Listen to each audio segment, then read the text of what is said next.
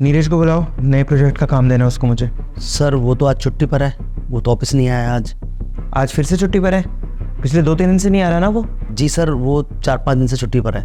ऐसे कैसे काम चलेगा यार? अगर सारे एम्प्लॉयज़ बिना बताए ऐसे छुट्टी मारने लगेंगे तो? सर हम एक काम करते हैं, नीरज की सैलरी बढ़ा देते हैं, क्या पता वो और अच्छे से काम करे। कैसी बात कर रहे हो हरिंदर? एक तो वो पहली छुट्टियाँ मार रहा है और तुम कह रहे हो कि मैं उसकी सैलरी बढ़ा दूँ? सर वो हमारे ऑफिस का काफ़ी पुराना एम्प्लॉय है और वो अच्छे से भी काम करता है, तो मुझे लगा कि उसकी सैलरी बढ़ा देनी चाहिए। बात तो तुमने सही की है। नीरज हमारे ऑफिस का काफ़ी पुराना एम्प्लॉय है और काम भी अच्छा करता है। अच्छा एक काम करो, अब जब वो ऑफिस आएगा तो उसकी सैलरी में 5,000 का इंक्रीमेंट कर देना। जी सर। जाओ तुम अपना काम करो।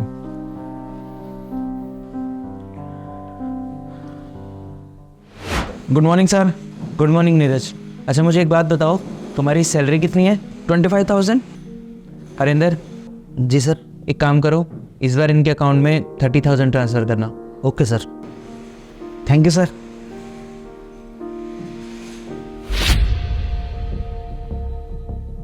देखा तुमने, इसको तो कोई फ़र्क ही नहीं पड़ा कि हमने इसको ज़्यादा पैसे दिए हैं, और तुम कह रहे थे कि ये छुट्टी मारना कम कर देगा।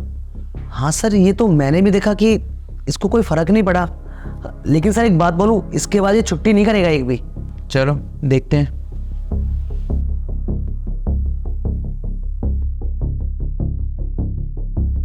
नीरज को बुलाओ, उसको पीपीटी सबमिट करने के लिए बोला था मैंने। सर वो तो आज फिर से छुट्टी पे है। आज फिर से छुट्टी पर है? जी सर।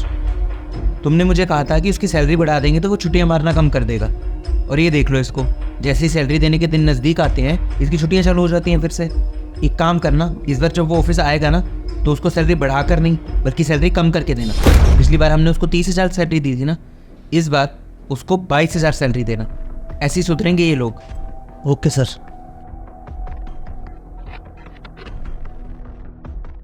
नीरज। जी सर। तुम बहुत दिन बाद ऑफिस आए हो, तुम्हारी सैलरी ट्रांसफ़र करनी थी इसलिए मैंने तुमको कैबिन में बुलाया। हरिंदर। जी सर।